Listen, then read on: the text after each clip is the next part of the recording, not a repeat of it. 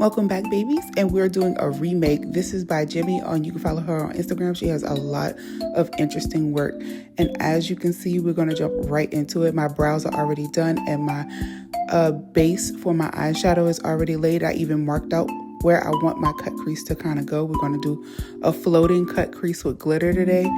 And right now I'm just setting everything to make sure nothing moves. I kind of marked it out with a black liner, and I'm just going in to make sure that once we start doing the transitional colors, that nothing moves or, is disturbed as we do everything. For those of you who are new to the channel, again, welcome. My name is E, and this is E's Beauty Essentials, and we're going to get, again, right into it. So I follow that up with my Juvia's Place palette. I'm going in with the black just to deepen what we've already done to make sure that I have a good mark or demarcation where I want everything to kind of float. And the more you do makeup, the more you understand that one eye is more rounder than the other, and the other one is a little bit more football shaped. So one's basketball and the other one's kind of football. And then we are going to mark everything just to make sure that everything is symmetrical as possible to get a nice clean cut. And after that, or following that, we're going to kind of blend our colors out. I'm going to follow that with a purple after I'm finished taking a angled brush to mark what I want off. I'm going to take a smaller pencil brush and just take the same shade of purple that I have on my brows to kind of blend or blend that out just to make it as diffused as possible. Not a very harsh line, but kind of buff it out, give it a little bit more fluff of color. What I would recommend for this, I would have made it just a little bit more diffused or blended it out just a bit more. So probably using like a smaller blending brush just to make it, again, more diffused to where you can't really tell where one color starts and one color stops, and going in with a lighter shade. And then also putting tape to kind of give me more of a direct angle when I did the glitter to make it just to make it sharp. Those would be the only two things I could say I could have improved on doing this look. And I like the way this look turned out. You'll see it towards the end, but those are just two tips of me doing this look to kind of give you a better gist of what you can do, just to make your look just that much more better.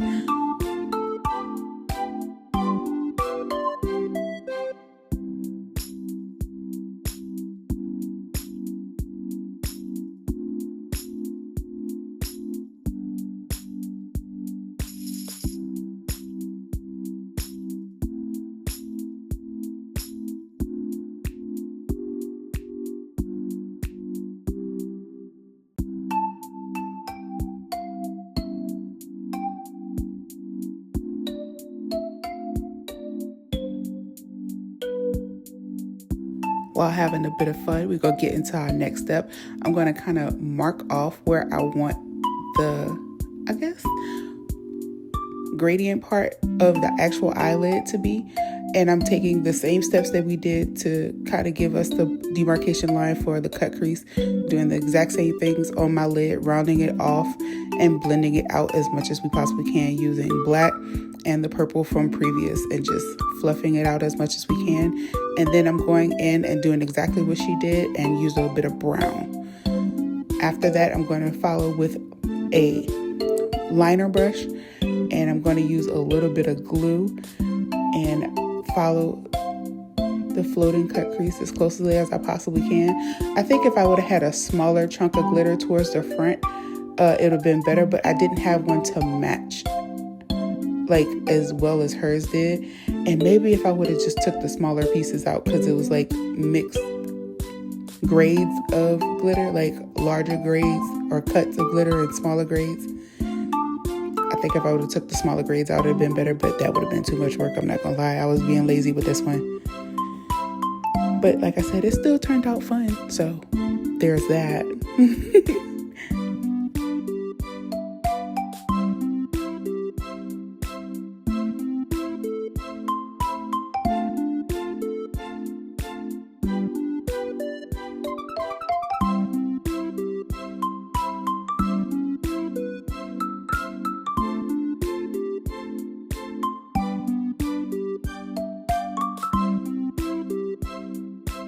Again, we're just taking that glitter and making sure that we're packing it in nice and tightly. Take your time with this. You don't have to rush because we want it close to the floating cut crease line, the demarcation line, as we possibly can get, because that's the way the look was done. So again, this is a replica look or a remake. So we want it as close as we possibly can get it. Go in and pack in the color as much as we can, or the glitter as we possibly can. And if you want, normally I would put a eyeshadow behind it just to give a better outcome for the glitter. But because I knew this glitter was very iridescent and chunky, I was kind of okay. So there was that.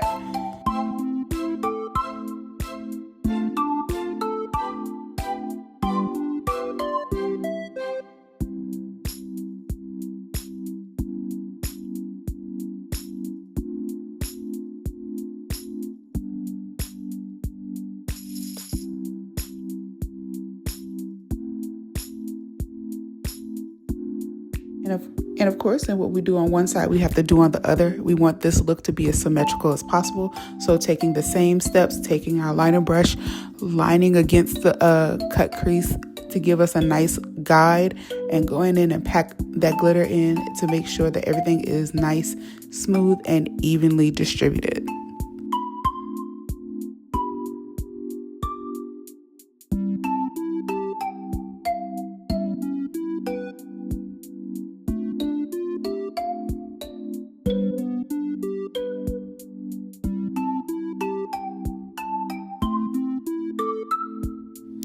Finishing off the look, doing our lash line, making sure that it's nice and covered. Do not go in your eyes with this because this is metal grade. It will irritate the eyes, will slightly cut it. We don't want that, so be careful. If you have this glitter, I got this one off of Amazon. And of course, we're going to follow with our favorite foundation combo, going in with the L'Oreal 322 and 330 mixture, because it gives me a nice flawless finish for my foundation, and pairing that with the e.l.f.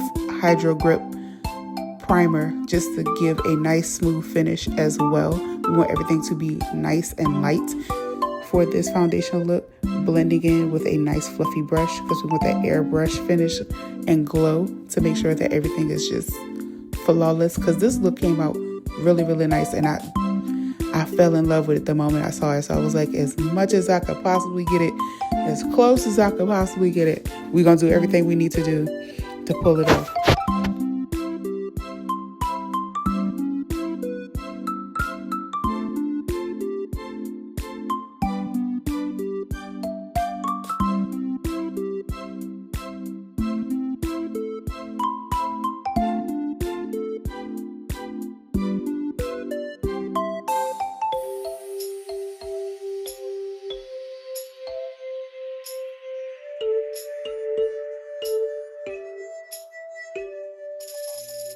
Following up with our concealer to highlight our areas, of going in with a natural tone with a little bit of white just to give it the brightened under eye look the way she had it in hers. But of course our face shape is different, so I'm just blending it out with the beauty sponge just to make sure that we have that flawless finish and blend everything in nice and neat and give us that nice blended, highlighted, flawless look as always. That's one of my best things the Lord has ever allowed us to ever have in the beauty community is a beauty sponge, because I guarantee you that changed the game for a lot of girlies, and I'm one of them.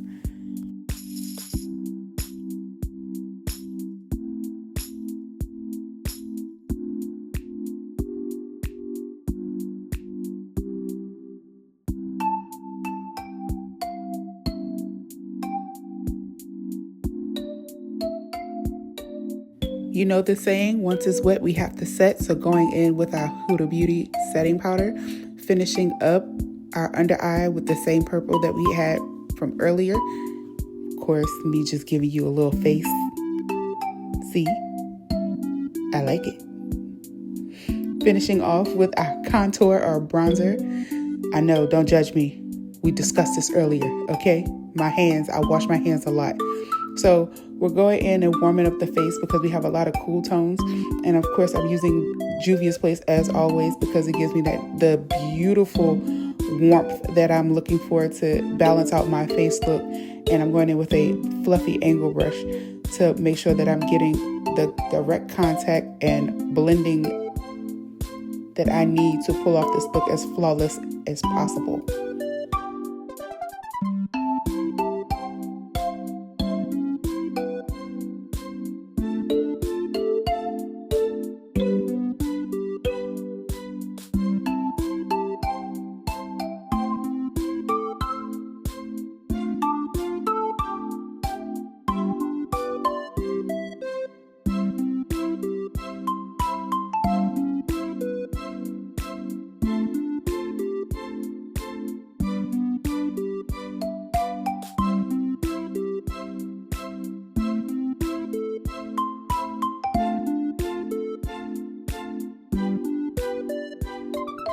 Doing a little mixy with the Too Faced for the nose contour. And then we're going to buff everything away with the Double Wear Cashew Face Powder. It's a compact set. I love it because it acts like a translucent powder where you don't have to use a lot and still give the coverage that you want. Finishing that, we're going to melt everything in with a face spray. And then we're going to use a little bit of highlighter. I'm using the Tarte Stunner, always a staple for me. Making sure that we get a highlight. That was a little bit too much, so we're going to blend it out. I already got a big forehead. I don't want it to look like a disco ball. So we're going to brush that back, making sure that we highlight the cheekbones as much as we possibly can. And now my lashes want to act stupid. Don't you love that? Eventually, they catch up with you to where they don't want to stick down.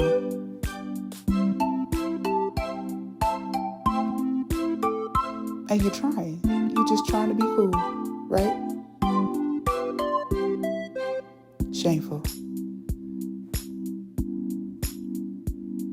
And it took me a while in order for them to stick the way that they needed to stick, like, because it kept lifting up. Now, mind you, I let it tack for like a couple of seconds, like 30 seconds, let it warm up, tack, and then the other one will do the same thing.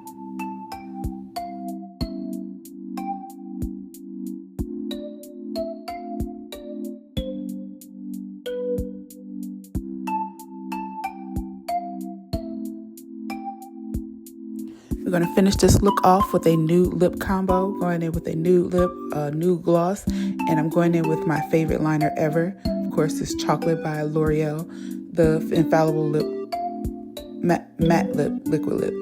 I love it. It's just something about it. I don't know if it's a chocolate scent or the fact that it's just super velvet, but this is how the look came out. I love it to say it's a replica of somebody else's work because I really like the color. It matched my hair, did the brows to do something cute. I like it. Y'all let me know what y'all think and y'all want to see more videos like this. Don't forget to like, comment, share, and subscribe. And I'll check you babies later. Bye.